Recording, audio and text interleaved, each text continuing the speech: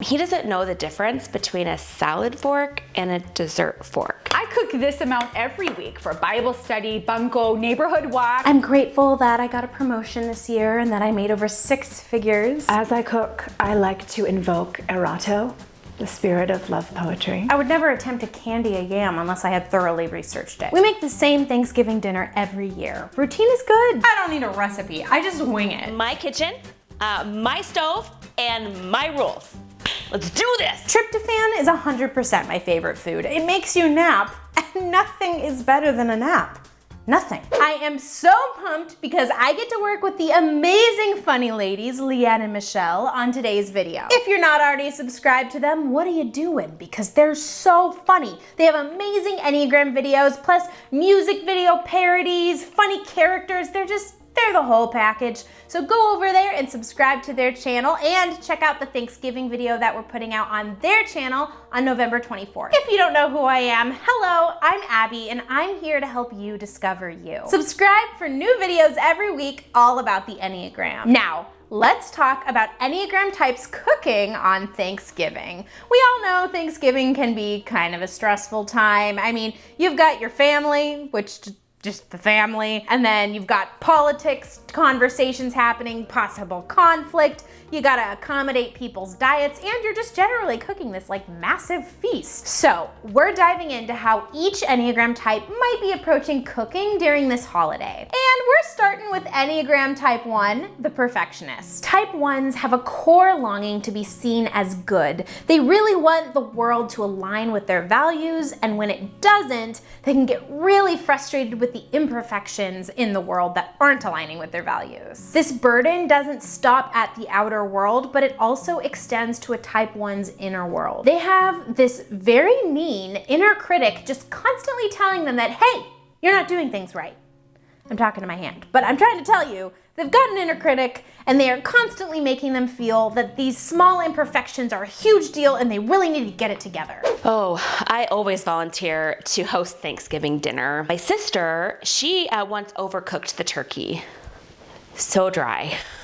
And my brother, he doesn't know the difference between a salad fork and a dessert fork. So I actually put up these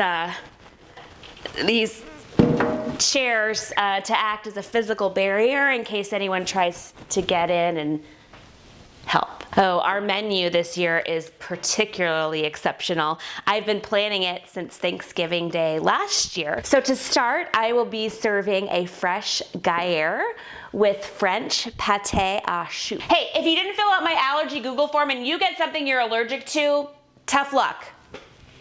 And now let's talk about Enneagram type 2, the supportive helper. Type 2s have an inner longing to be loved and appreciated. If they're out of alignment, they can lean heavily on people-pleasing behavior in order to attain that closeness to other people. They feel an overwhelming burden to take care of everybody, while also simultaneously denying their own needs. If you know a type 2, you probably know that sometimes type 2s feel like they alone know what other people need and that they are the solution to fulfilling other people's desires.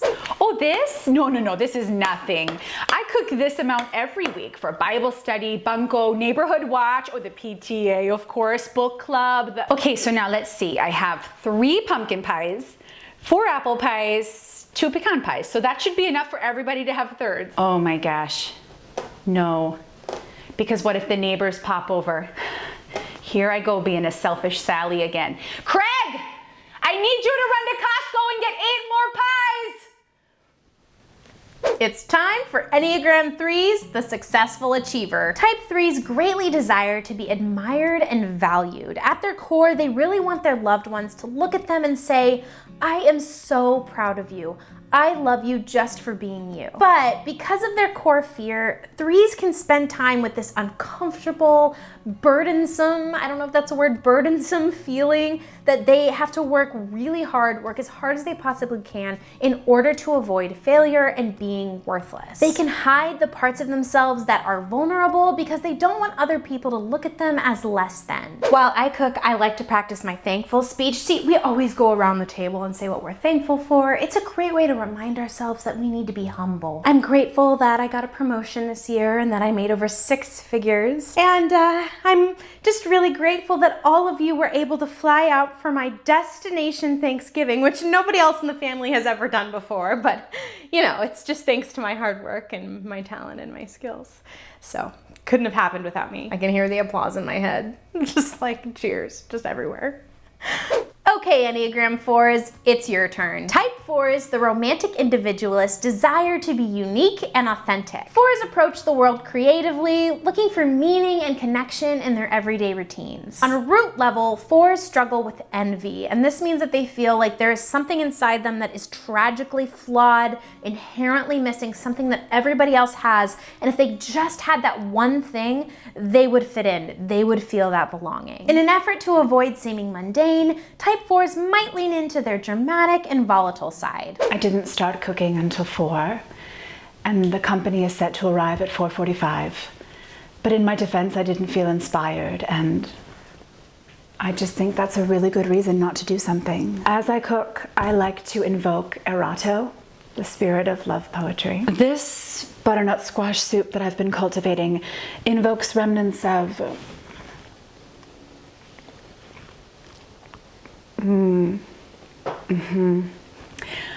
Pablo Neruda with Emily Dickinson, with just a cheeky, spicy top note of Ralph Waldo Emerson.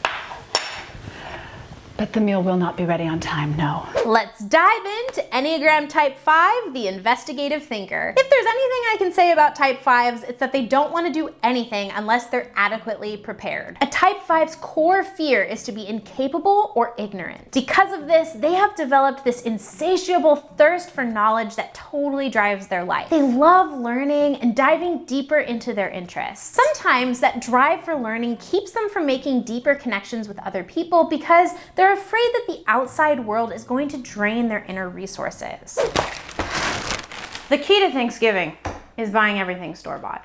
I'm a tax accountant, I'm not a professional chef. I'm an expert at that, not trussing a turkey. So I got pre-made mashed potatoes, pre-made turkey, pre-made pies, pre-made apple cider. I would never attempt to candy a yam unless I had thoroughly researched it. Now, if I had to do qualified improvement property bonus depreciation on the other hand, that's no problem. If only tax accountants had come over on the Mayflower. Enneagram 6 time. Type 6s, the loyal guardian, are committed and dependable people. At their core, they long to know that they are truly safe and secure. Because of this, they're often on the lookout for things that might disrupt their sense of security. They can be burdened with self-doubt and anxious thoughts as they scan the horizon for potential worst-case scenarios. We make the same Thanksgiving dinner every year. Routine is good. Routine makes everyone feel safe and supported. For example, everyone in the family hates this stuffing, but it's what we make for Thanksgiving every year because it's what my mom made, and my grandma, and my great-grandma, my great-great-great-great-great-great-grandma.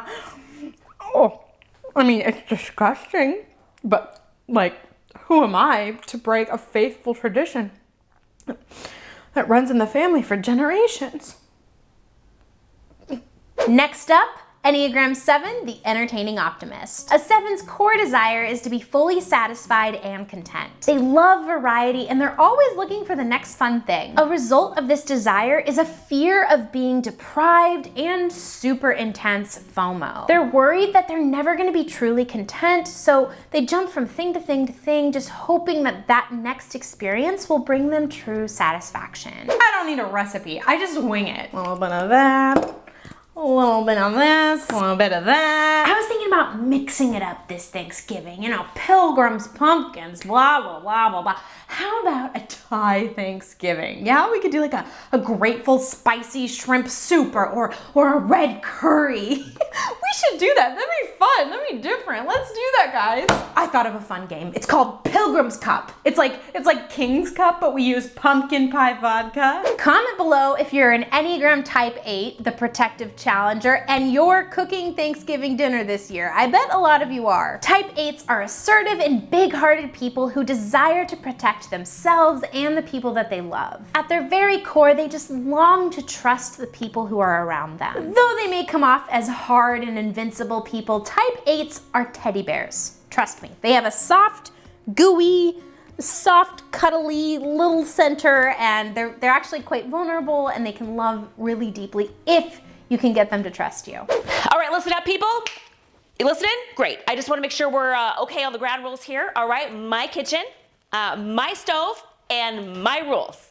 Let's do this. Cooking takes confidence, leadership, and bravery.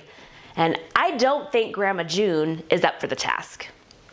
Sorry, Grandma June. Go ahead and sit in the living room and crochet. Who put paprika in this?